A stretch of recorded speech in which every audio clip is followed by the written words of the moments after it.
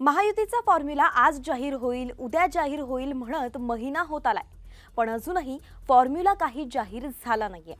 तिकडे भाजप आणि शिवसेनेनं आपली पहिली यादी जाहीर केली आहे, पण अजूनही अजित पवारांची यादी का येत नाहीये पाहूयात। महायुतीची एकत्र पत्रकार परिषद होईल। एकनाथ शिंदे, देवेंद्र फडणवीस आणि अजित पवार एकत्र बसून महाराष्ट्राला सांगतील महायुतीचा फॉर्म्युला।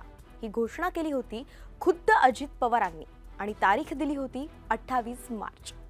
कालचा दिवस उलटून गेला, ना महायुतीची पत्रकार परिषद झाली ना फॉर्म्युला जाहीर झाला।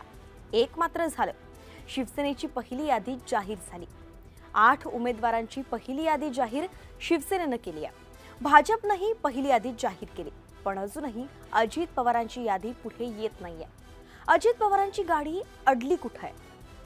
सुनील तटकरेंची रायगडमधली उमेदवारी सोडता राष्ट्रवादीकडून कुठलंही नाव पुढे आलेलं नाहीये। पहिला आणि मोठा पेच आहे तो साताऱ्याचा।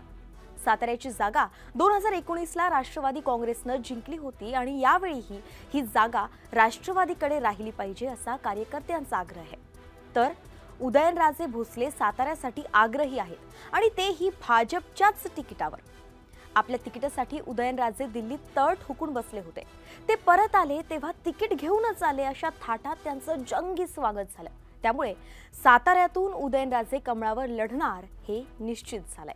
साताऱ्याच्या बदल्यात नाशिक अशी अदलाबदल होण्याची चर्चा आहे, पण नाशिकची जागा शिंदेंकडे आहे आणि हेमंत गोडसे माघार घेण्याच्या मनस्थितीत बिलकुल नाहीये। त्यामुळे हा पेच कायम आहे। शिरूरच्या जागेसाठी आढळराव पाटलांनी घड्याळ हाताला बांधलंय, पण अजूनही त्यांच्या नावाची अधिकृत घोषणा करण्यात आली नाहीये। त्यानंतर महत्त्वाचा मतदारसंघ आहे तो म्हणजेच धाराशिव। धाराशिवमधून गेल्या वेळी राणा जगजित सिंह भाजपकडून लढले होते। राणा जगजित सिंह हे सुनेत्रा पवारांचे नातेवाईक। ते राष्ट्रवादीत प्रवेश करतील अशी चर्चा होती। त्यानंतर ते प्रवेश करणार नाही तर कुटुंबातलं दुसरं कोणी प्रवेश करेल अशीही चर्चा होती।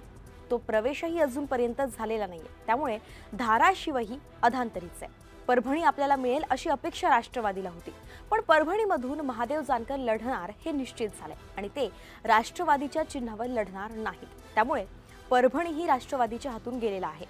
बारामतीमधून अजित पवारांच्या पत्नी सुनेत्रा पवार लढणार हे ठरलंय। त्यांनी प्रचार सुद्धा सुरू केलाय, पण त्यांच्याही नावाची अधिकृत घोषणा अजूनही झालेली नाही।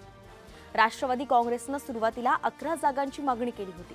त्यांना किमान 7 ते 8 जागा मिळतील अशी चर्चा होती, पण आता त्यांना 5 पेक्षा जास्त जागा मिळण्याची शक्यता नाहीये।